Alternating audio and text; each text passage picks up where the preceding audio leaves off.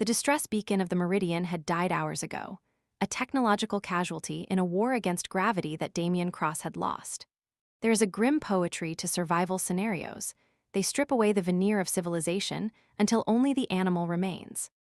Valora 9 was a canvas of absolute white, a frozen hellscape where the wind possessed edges sharp as glass and the temperature plummeted with the kind of malicious intent that defies meteorological explanation. Damien was a speck of warm biology in a world that wanted him static and cold. His ship was scrap metal scattered across the ice, and his emergency pod had delivered him into the heart of a blizzard that felt personal. Every step was a negotiation with physics. His suit sensors were screaming, overwhelmed by the thermal drop, and his breath tore at his lungs like inhaled needles. The shelter appeared through the whiteout not as a building, but as a hallucination, a small, domed carapace half buried in the snow. It was the only geometric shape in a chaotic, organic world. He didn't walk to the hatch so much as fall against it. The seal broke on the third impact, and Damien tumbled into the dimly lit interior. The door hissed shut, severing the connection to the howling void outside.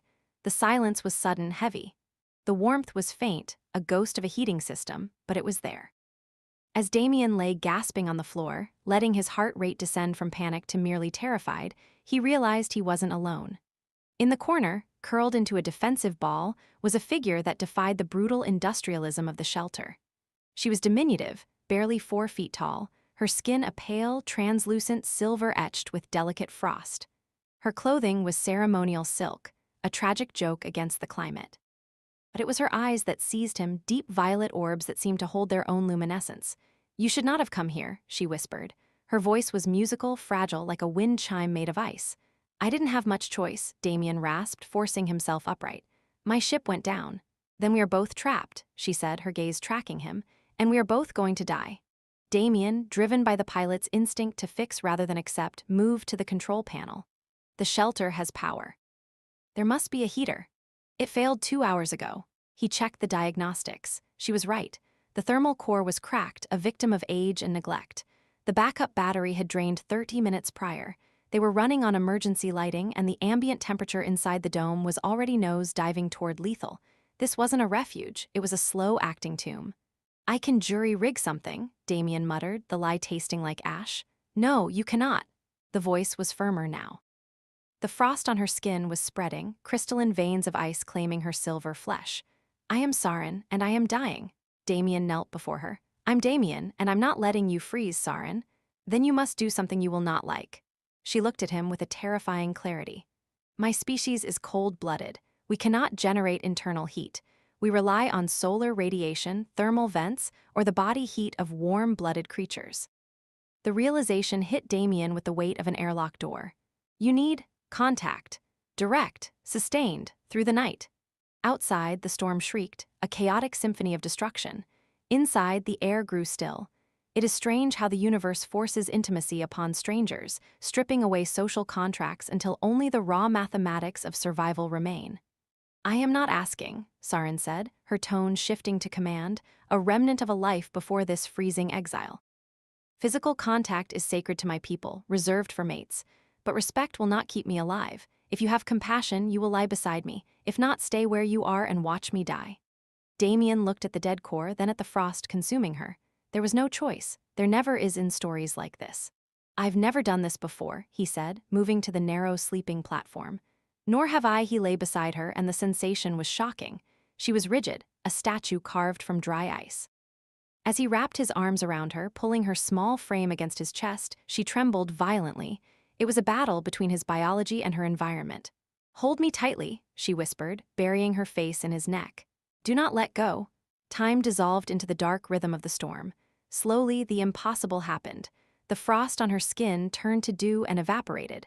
The trembling ceased, and then she began to glow.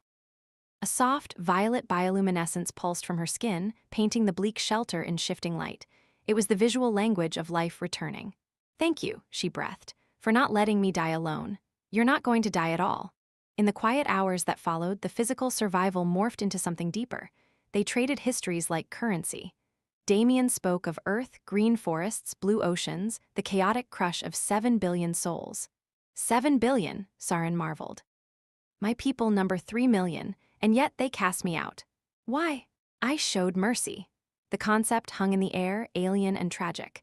She told him of a child 10 cycles old who had stolen food for a starving family. The law demanded memory dissolution, the erasure of the self, leaving a hollow biological shell. Sarin had stood before the elders, offering to take the boy's punishment. For her insolence, for choosing compassion over the cold logic of the collective, she was stripped of her rank, her home, and left on Valora 9 to freeze. They exiled you for having a heart, Damien said, a low anger burning in his chest. In 6 days, no one has touched me with gentleness, she whispered, her hand resting over his heart. Until you, a stranger, saw someone who needed help. My own kind saw only a flaw. The connection between them shifted then. It wasn't just heat transfer anymore, it was the recognition of a shared soul. Sarin spoke of a fire growing inside her, an emotion her people dismissed as primitive but which she now understood was the only thing worth living for. I understand now, she said, her violet eyes luminous. Why other species go to war for this feeling, why they write songs. If we survive this, Damien promised, the words feeling heavy with truth, you're coming with me, you don't have to be alone. You would take an exile. I'd take someone brave enough to save a child. Morning brought silence. The storm broke, leaving a world scoured clean and bathed in pale light. The rescue signal from Damien's communicator shattered the moment the Atlantis had entered orbit. 30 minutes, Sarin said, fear dimming her glow. And then I become a specimen, or a prisoner. No, Damien said, gripping her hands. Promise me something. When we get back, we tell them the truth, not that you're a rescued alien, but that we are. Whatever this is, that you are mine and I am yours. I promise, she said. The extraction was chaotic, snow, engine roar, and the armored forms of the rescue team. When they saw Sarin, weapons were raised. She's with me, Damien barked, standing between the rifles and the alien girl. Cross, we need protocols, the team leader shouted over the wind. She's an unidentified biological entity. Sarin stepped forward, small but regal in her borrowed thermal blanket. I am an exile sentenced to die for the crime of compassion, she announced in perfect English. I ask only for passage and the chance to live. The flight to the Atlantis was a blur of lights and stairs. On the flight deck, Captain Morrison, a woman of steel and gray, scrutinized them. You're vouching for her, Cross? Morrison asked.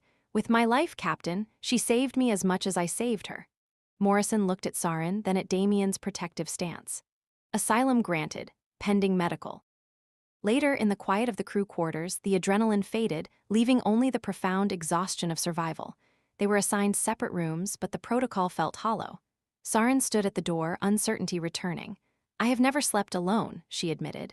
And after last night? Damien didn't hesitate. He guided her into the room, to a bed that was luxuriously wide compared to the shelter's cot. They lay down, drifting back into the embrace that had kept death at bay. What happens now? She asked. Now we rest, tomorrow we figure out our future. Sarin looked at him, her bioluminescence casting a soft halo in the dim room. I was supposed to die cold and forgot. Instead, I found fire. She kissed him then, tentative, awkward, and absolutely perfect. It was a collision of worlds, a defiance of biology. Forever sounds like a good start, Damien whispered. Outside, the stars continued their cold, indifferent burn. But inside, wrapped in the arms of a human pilot, the exile of Valora 9 was finally, truly warm.